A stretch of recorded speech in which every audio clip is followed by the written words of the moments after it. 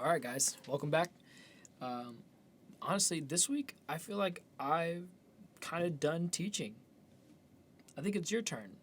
I think this week I want you to show me some of what you've learned. So I'm going to teach you something, which basically all I'm going to do is I'm going to show you what I want you to do, which is kind of what I normally do.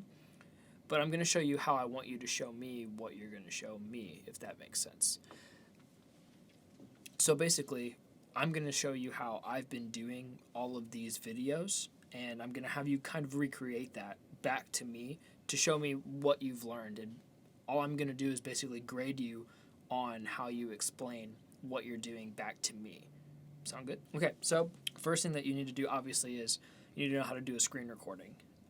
I'm going to recommend that you use the QuickTime because it's simple, it's built in. So what I'm going to do is I'm going to open QuickTime Player, and I'm going to go to New Screen Recording here. And when this pops up, you have this little drop down. This is where you can choose your audio input source. It says microphone, but they're not all really microphones. What it really means is where do you want the audio that's going to be connected to or baked into this video to come from. So you could say MacBook Pro microphone, or you could use like your headphone, whatever. Basically, whenever you plug in your headphones, it's going to know what you're supposed to be doing. Now, obviously, you'll need 1/8" jack headphones or any kind of headphones with a microphone built into them. If you don't have that, that's okay. There are other ways to do it. I'll show you kind of what I'm doing in a second. You could use an interface with a normal microphone and like hold one while you do this, but basically I want you to do what I do, which is screen record what you're doing and walk me through the process. I want to hear you talk me through it. So if you have to go to your room, somewhere where it's quieter, I'm in literally a sound treated room it's actually sound treated and light treated, if that makes sense. The background behind me is a paper background, but what's going on around me is actually we have what's called Roxol soundproofing in here, and then it's covered by this this fabric that I think it's like 5 or like 1% reflective. It basically absorbs everything. It's like living in a black hole in here. So back to what I was saying. You want to choose your microphone source first. I'm going to go with the MacBook Pro microphone. It's not going to sound the best, obviously, because it is what it is, but I have a shotgun microphone.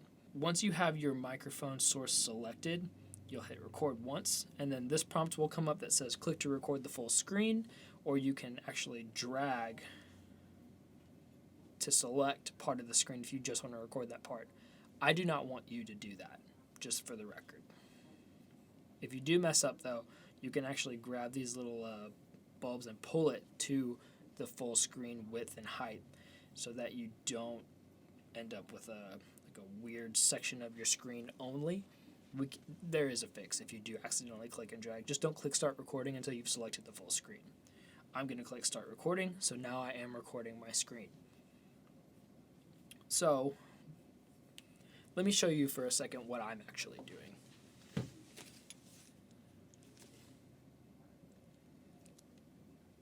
There we go. Okay, so this is what it looks like for me. Hey. So I'm just sitting here with this giant light in my face, and that's why the light looks nice. Most of the time, if I edit it kind of poorly, then it's not the best, but there's the microphone. Do a nice little motion there for you. And if we step up and get kind of a bird's eye view here, this is usually what it looks like for me in here. I'll step around. This shotgun mic is actually going directly into the camera now. That's one of the things I'm pretty proud of. So if you see, we've got our Ursa, and it's got its own power supply.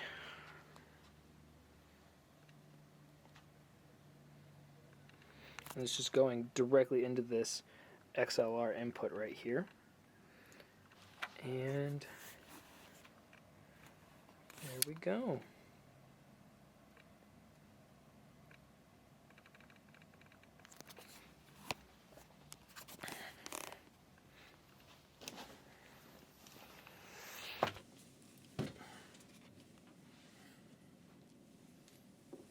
Now, obviously, you don't have all of this kind of stuff in your room. Maybe you have like a light or something, but what I'm going to recommend is I do want to see you when you're talking. So if that means that you need to set your phone up somewhere and turn and talk to it, because it's kind of boring to just watch these. I do want to see a little bit of editing. I do want to see a little bit of editing finesse in this. So even if it's just your phone set up somewhere where it's just pointed at you recording, that's fine. You will want to pick the better audio source and use that as the source for your entire lesson.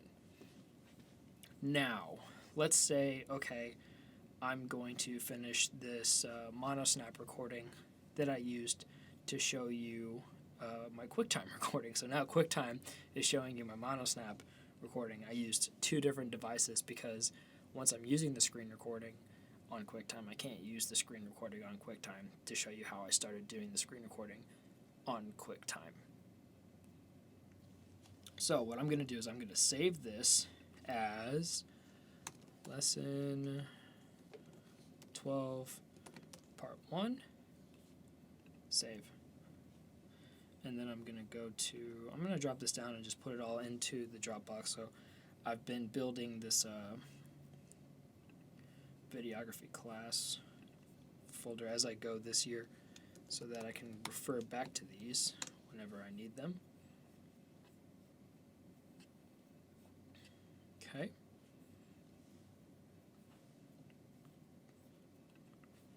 Now I just want to double check and make sure that it is saved in there.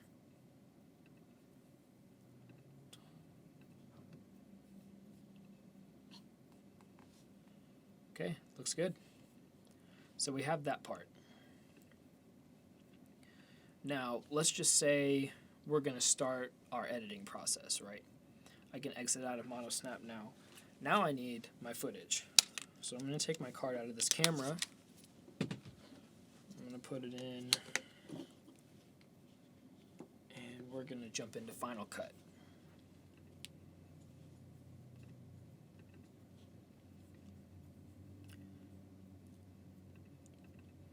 Now, one thing that I've learned is that I don't really like to keep extra stuff that I don't have to when it comes to the clips.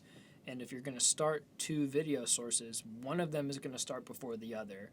And usually, if that's the case, then nothing really matters until the second one starts because obviously you're not ready yet. So if that's the case, then usually we can just cut the front end of it off because there's only one source running. And that's a clear indicator that we don't need that. So I'm going to make a new library now. I'm just going to call it lesson 12. Oh, that's not where I want it to go. Let's put it in the Dropbox. That makes sense, right?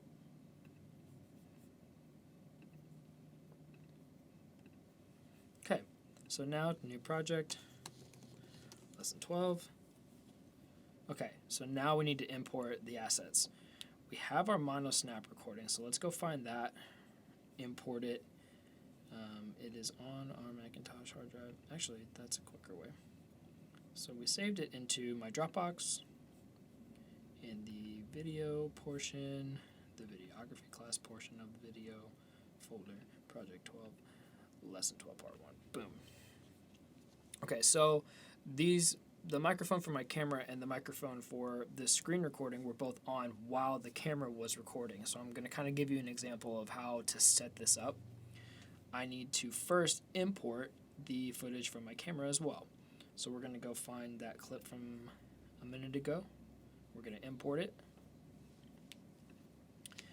And so the first thing that I do when I bring in my audio, not my audio, I don't have to do that anymore. Now that I have the microphone running the audio directly into the camera, the best audio actually comes from the main camera angle. So I'm usually only cutting back and forth between video sources and not audio sources.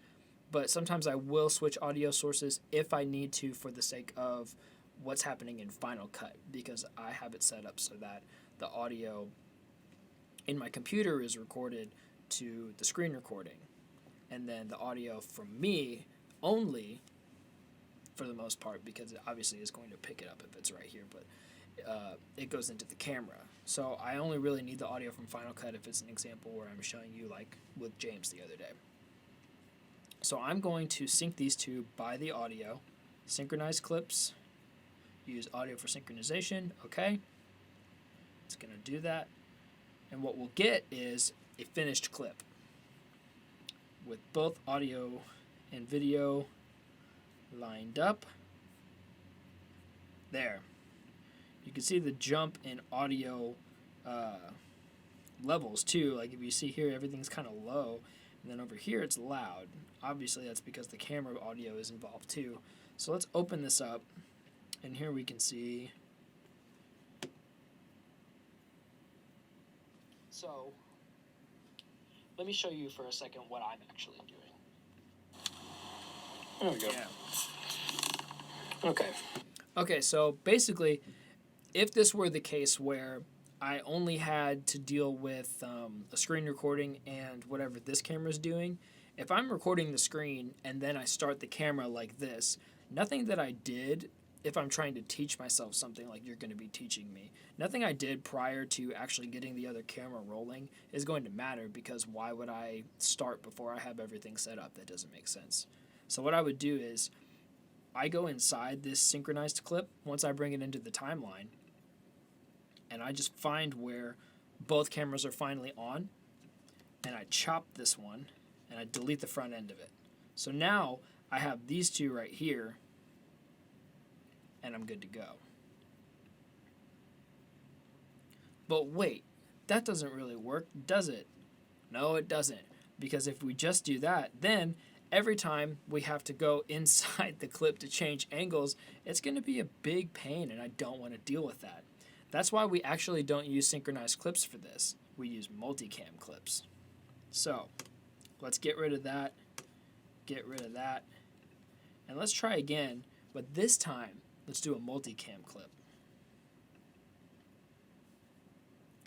Again, we're going to use audio for synchronization, but this time what's going to happen is slightly different, because basically, as you saw inside the synchronized clip, you have both angles available to you, and you can cut them, and like Final Cut always does, it's going to show you the angle that's on top. So whenever the camera turns on, because they're synced, the camera becomes top level, and that's what you saw, even though the screen recording was still running.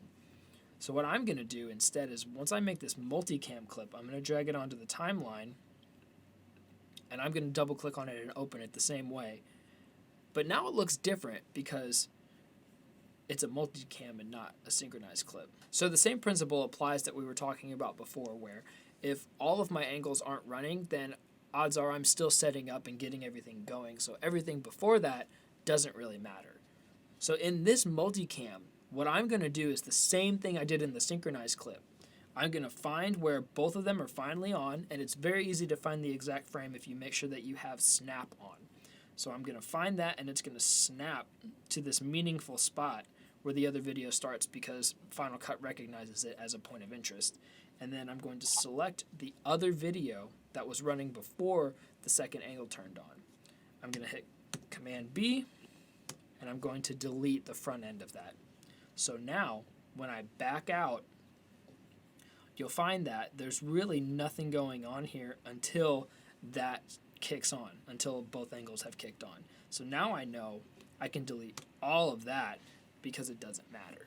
So now I only have really what I need, and then the excess stuff that was running at the end that I would want to delete also once I find the end of what I have to say. So this is usually what it looks like for me when I'm editing one, and I'll show you the real game changer that made everything a lot easier for me here. Command-Shift-7. You may remember this from when we did a multicam clip before. Command-Shift-7 brings up the multicam view window. So now we can see both angles at the same time. So when I'm watching what's happening on my screen, I'm actually able to watch myself like you're watching me right now. And when I look up, usually that's my ticket to stop. Like that's my indicator that I need to stop, because I'm probably about to start explaining something rather than doing something and walking you through it. So I've kind of developed these things, and that's why I like multicam so much. I used to do it where I just had all the angles layered over top of each other, and I would cut them individually. But I found that this is actually much easier if you're able to get good enough audio sources where you can just sync them by audio, And then all you really have to do is, if your computer can handle it, you can literally just hit 1 and 2. Watch this. If I go to the very beginning and I hit 2, now I've switched to angle 2. 1, back to 1, 2, down to 2, 1. See what I mean? This is a great time saver. So like whenever I look up, I just hit 2 and I keep going unless I mess up. And that's where I might have to delete something. So let's just watch this and I'll show you what actually editing looks like for me so that you know what it's going to be like and if you mess up, what to do. There we go. Okay. So this is what it looks like for me. Hey. So I'm just sitting here with this giant light in my face. Okay, so now let's just pretend that I'm switching over to explaining something in Final Cut, right? Angle 2. And that's why the light looks nice. Most of the time, if I edit it kind of poorly, then it's not the best, but there's the microphone. Okay, so maybe I was explaining... No, hold on. Do a nice little motion there for you. And if we step up... Okay, so let's pretend that I'm going back to talking to you. And if we step up and get kind of a bird's eye view here, this is usually what it looks like for me in here. I'll step around. This shotgun mic is actually... Okay, so let's say maybe I stuttered there and I need to get rid of something. Let's go find the beginning of that phrase. This shotgun mic... Okay. This shotgun mic, all I do is I cut it, and then I keep going until I pick back up when I've corrected myself. So let's listen and find another point. Shotgun mic is actually going... Okay, so maybe that's what I really meant to say is going. So now we have this area here selected. We want to delete just that. Okay, cool. But John, what if I accidentally cut too much off of something? Well, here's the beauty behind that. You can just drag it back out and get all of that back. The scary part about that is, if you notice, you can drag it so far that it's longer than you originally started with. That's why you have to be careful with cutting like this, because you can end up duplicating whole sections. Like let's say, no, look at these audio waves. Notice these little chunks right here, they're the same. Watch this. Going directly into I pulled it out too far. So now I not only didn't cut out the part I wanted, but I added in more of that video. Because basically what happens is when you have a timeline with a multicam clip in it, this multicam is referencing from a source file. So it's like a folder, and if you cut it in half, you now have 2 different files that are both pulling from the same source. So let's think of it as like a folder system that's technically like iCloud or something. And then up here in the window, not that one, in our like bank of projects and clips and stuff, that's where it's actually stored. And on the timeline, it's just referencing back to that original file. So what happens is, if you have these 2 different pieces, you can, because they're both sourced from the same thing, all of that information still exists on both ends. And if you pull it out, you can turn that half of a file back into the whole thing because it's referencing from the original file. It just has like a time code basically for the section of it that you want on the timeline there. So if you take a chunk out, it'll skip and like be missing that little chunk there, but you can always pull it back all the way to the end of the original file. So be careful when you're messing with a multicam clip and deleting sections of it. That can happen, like I've had that happen where I accidentally, I made a cut. So watch my timeline here. If I go, to the camera now, that's one of the things I'm pretty proud of. Okay, so I just made a bunch of switches basically between angles here. If I accidentally delete one and I can't tell that I did it, it will mess up my entire workflow and I won't really know what to do. Going directly into the camera now, that's one of the things I'm... Okay, so my whole phrase was cut off there and I don't know where it went. I don't know which one. I don't know which clip to grab to pull it back. Obviously I can go here, but then like At what point am I... Luckily, if you're working from start to finish like this, and you only make cuts as you go and you intentionally do it, and you know each time you do it, you've done it on purpose. If you make a mistake, you can go back to the last cut. Watch this. So I know that, let's just say I know that this is where the mistake was. And right now, that's one of the things. Okay, something went wrong right there. I'm going to delete that section right there, and I'm just going to pull all the way back out. Now, this can be a godsend, and this is because of what we were just talking about, where the multicam clip in the timeline is referencing back to the original file.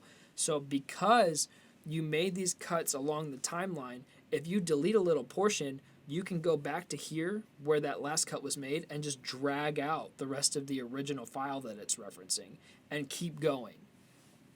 I just wanted to make sure that you're aware of how that works before you move on. And if you need to go back and rewatch this, I know it's kind of complicated. Let me do it one more time. So let's say, we're watching... Because I'm pretty proud of. Angle 1, angle 2, angle 1, angle 2, angle So 1, if you see... angle 2. Okay, you saw it happen. Now let's say we accidentally delete that by accident. We accidentally delete it by accident, yeah. Now that's one of the things I'm pretty proud of. Okay. So if you see... Well, actually, it's kind of hard to tell that that's what just happened there. We actually need something with...